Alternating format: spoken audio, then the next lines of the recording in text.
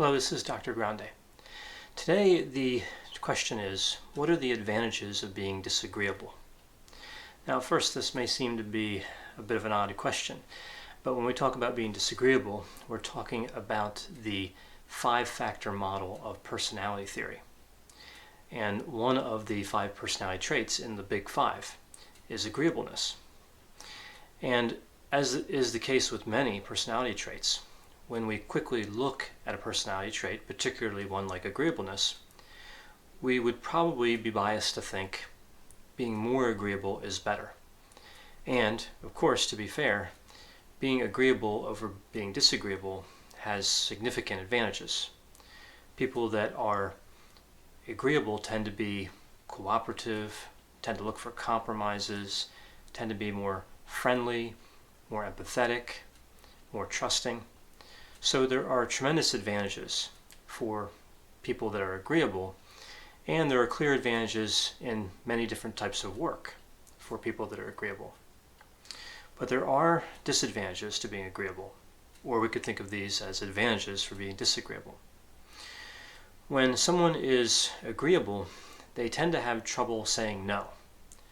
So in work environments, they can find themselves overworked and not as effective in enforcing regulations or rules because they want to maintain that friendliness. They want to keep the peace and avoid conflict. And sometimes conflict is good. So always avoiding conflict in the workplace, always trying to keep the peace, can lead to lower productivity. As I mentioned, it can lead to rules not being enforced, and it can lead to the person who's agreeable working hard, becoming stressed out, or even depressed because they haven't been able to find that balance.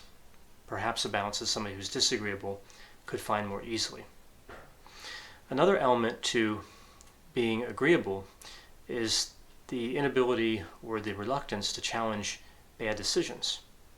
So if a bad decision is made, even with the consensus of other people, someone who's agreeable will be less likely to stand up and be assertive and say, this idea doesn't necessarily make sense, or let's look at another option.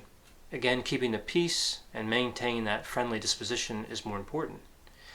So sometimes other important factors get left to the side, and bad decisions end up moving through. Another advantage to being disagreeable is that someone who's disagreeable is less likely to share the blame. So if they haven't taken part in something that ended up turning out badly, they won't take responsibility for it.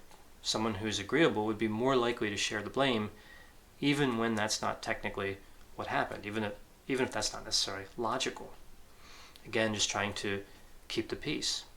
So when somebody takes responsibility or shares responsibility, even if they didn't have a part in whatever happened that was bad, and someone tends to defer to the wishes of other people, they can incorrectly be perceived as less intelligent and less competent.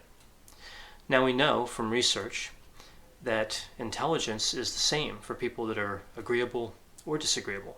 There's no difference in intelligence, but it's the perception of intelligence, particularly in the workplace, that we think results in this phenomenon where people that are agreeable are less likely to be moved into supervisory positions, managerial positions, and other leadership positions. So this is a clear advantage to someone who is disagreeable. Another problem with being agreeable, or another advantage of being disagreeable, is the idea that someone who is agreeable becomes too familiar sometimes with the people that work for them in a workplace environment. And this familiarity is not always professional.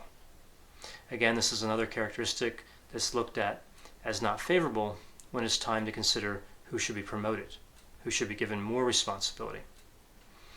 So as we consider agreeableness and disagreeableness, as I mentioned in the beginning, of course, agreeableness has some clear advantages, but disagreeable has some advantages too. And as is the case with many personality traits, it may seem clear just looking at them initially, which one is better, so to speak. But when you really dig down and think through all the different aspects of a personality trait, it's less clear. There's pros and cons to both sides of agreeableness and disagreeableness. I hope you found this description of the advantages of being disagreeable to be interesting? Thanks for watching.